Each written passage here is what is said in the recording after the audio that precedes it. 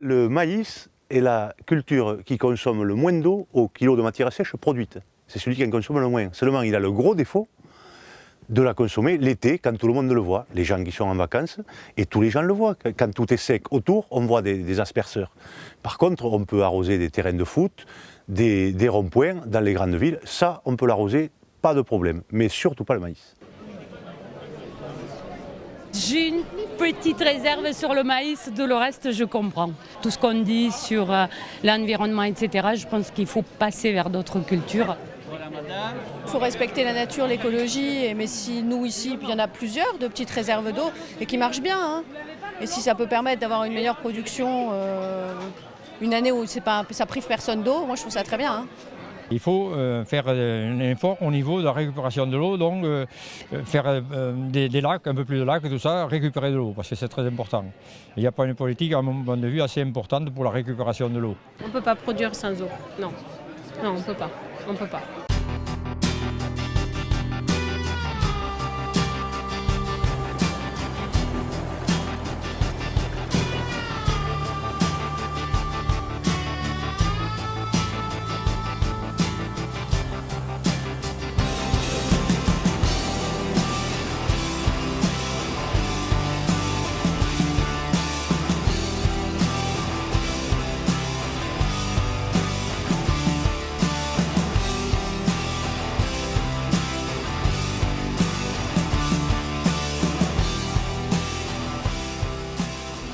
On la redoute parfois,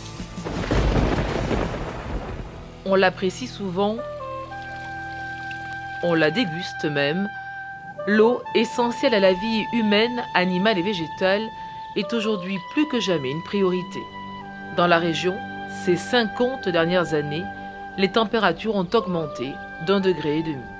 Il y a la même quantité de pluie, même légèrement supérieure. Cette pluie, il faut la stocker pour pouvoir l'avoir à disposition pendant les jours de canicule, les jours où les cultures ont besoin de davantage d'eau. Et nous savons qu'un champ irrigué, c'est maximum à 32 degrés, alors qu'un champ sec, c'est à plus de 40. Plus de chaleur, donc plus d'évaporation, des sols qui sont plus rapidement plus secs.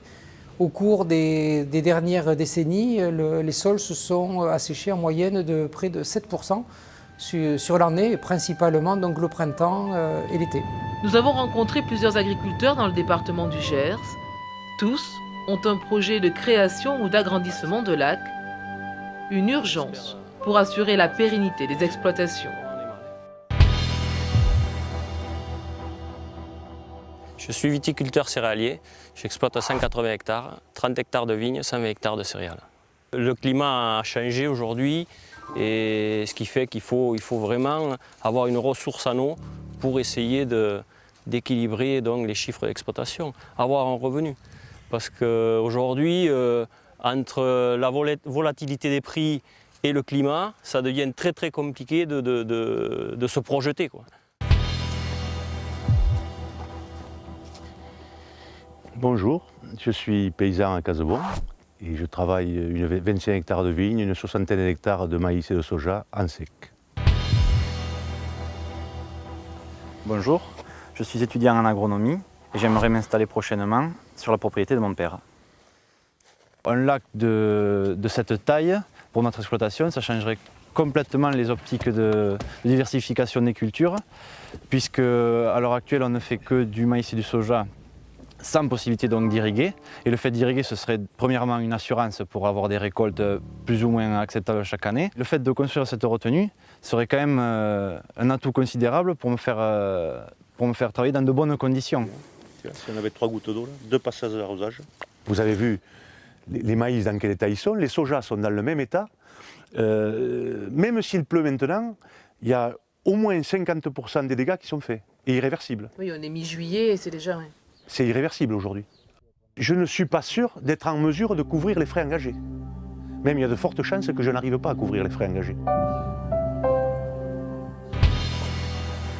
Je suis un jeune agriculteur de 42 ans, marié, j'ai 2 enfants. J'exploite 110 hectares aidé par 3 salariés. Je fais 35 hectares de vignes, dont une vingtaine en appellation Saint-Mont, 50 hectares maïs semences, tournesol semences, et une trentaine d'hectares céréales, oléoprétéagineux et maïs. Et je vis ma passion au quotidien. Ce lac, pour moi, représente le projet d'installation que j'ai fait en 1996. Aujourd'hui, c'est ma survie. Mais par contre, comme vous voyez, le niveau du lac n'est pas très élevé. Notre projet serait de pouvoir le rehausser pour arroser un peu plus de surface, car nous nous sommes développés en terre, et pour assurer vraiment nos contrats dans l'avenir.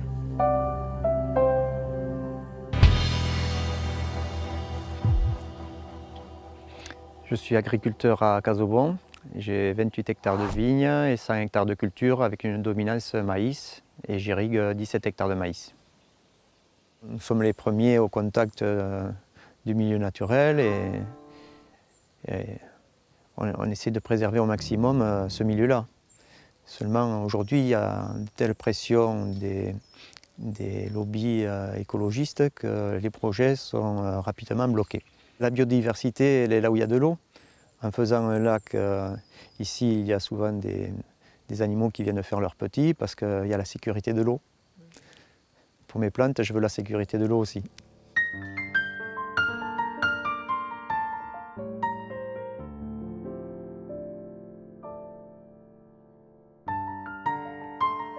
Nous sommes ici à Estan, chez Christophe Rande. 30 hectares de cultures bio irriguées, colza, soja, tournesol. Avec, j'espère, de la protéine. Il a créé un lac il y a 30 ans, un lac qui a sauvé son exploitation. Pour donc assurer le revenu auprès de mon banquier et de moi-même, j'ai créé donc une retenue collinaire que l'on voit, je pense, un peu derrière, qui fait dans les 50 000 m3 et qui m'assure donc carrément l'irrigation totale de mon exploitation en année sèche.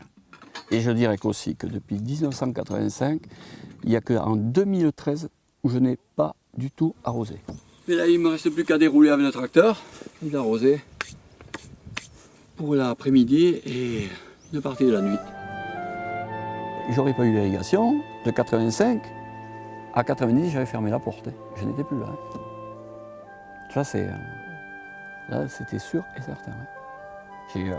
J'ai compensé tout le manque à gagner à cette époque-là en régulant mes récoltes par l'irrigation. C'est là où il y a eu l'emprunt sécheresse. Vivadour a lancé il y a 3 ans le projet Eau Vive. Lourdeurs administratives, difficultés financières, complexité de la réglementation. La coopérative aide les agriculteurs à développer leurs projets de création de ressources en eau. En quelques semaines, 150 dossiers ont été déposés. Gato, c'est l'une des premières personnes qu'on est venu voir avec M. Marcato. Donc c'est un des premiers projets, c'est lui qui nous a fait confiance, il nous a suivis, c'est vrai, on a travaillé ensemble jusqu'à présent. Le projet, il est très lourd, vous voyez, ça c'est le dossier sans les annexes. Donc il y a déjà 200 pages. Ce dossier, il a été préparé en novembre, il était prêt en novembre. Ben voilà, les allers-retours entre l'administration, nous, se mettre d'accord sur la procédure. Il n'y a pas d'aide spécifique en ce moment. On a une aide, c'est des fonds européens de la hauteur de 5 000 € pour la construction de son ouvrage. Bon, sur 40 000 €, c'est pas énorme. Et ensuite, il n'y a plus rien.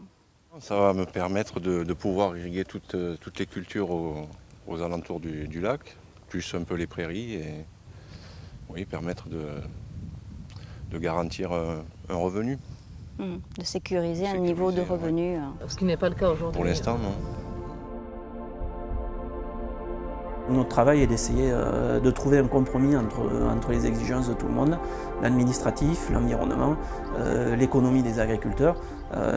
Effectivement, c'est éprouvant, c'est long, mais c'est un dossier qui est passionnant parce qu'on est convaincu d'agir à la fois pour l'économie des exploitations, mais aussi pour la préservation de l'environnement et de l'économie régionale.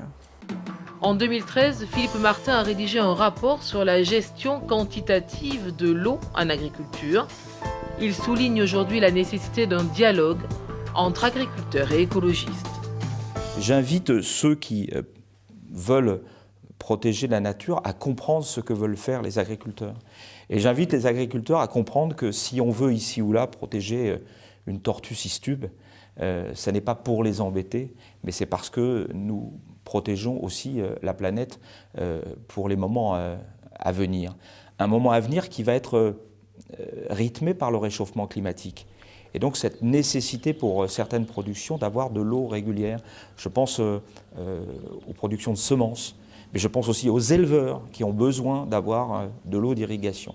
Donc il faudra des barrages nouveaux, il faudra des agrandissements, notamment dans le système Adour. Mais en ce qui me concerne, si j'avais un conseil à donner, je pense qu'il faut se concentrer sur ce que nous pouvons faire, quitte à parfois abandonner ceux pour lesquels nous savons que nous n'y arriverons jamais parce que les oppositions locales, la situation est telle qu'on n'y arrivera pas. Concentrons-nous sur des projets que nous allons pouvoir faire. Quand il y a une délibération des collectivités, de l'agence de bassin Adour-Garonne, on ne peut pas être dans la rubrique on débat, on décide, on vote et on fait ce qu'on veut. Ça donnait quoi? Le drame de Sivens.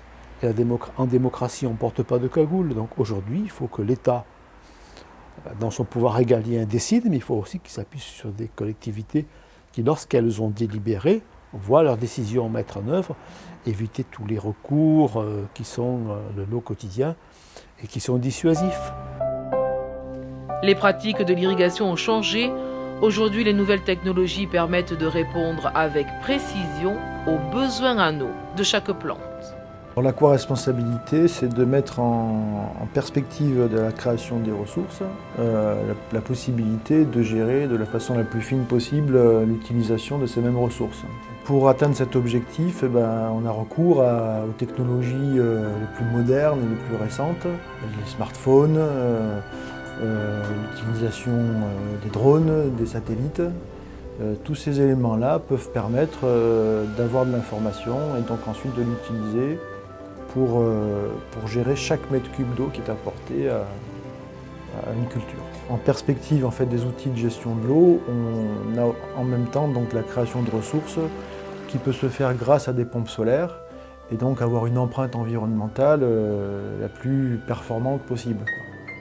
Les agriculteurs s'inscrivent donc plus que jamais dans une démarche éco-responsable pour eux et les générations à venir.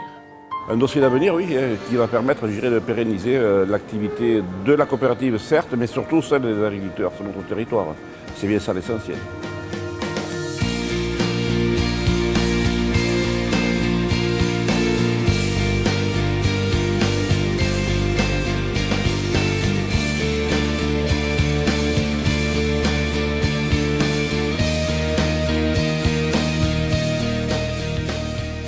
Toute l'eau qui tombe de l'hiver, on la laisse partir. Elle s'en va à la mer.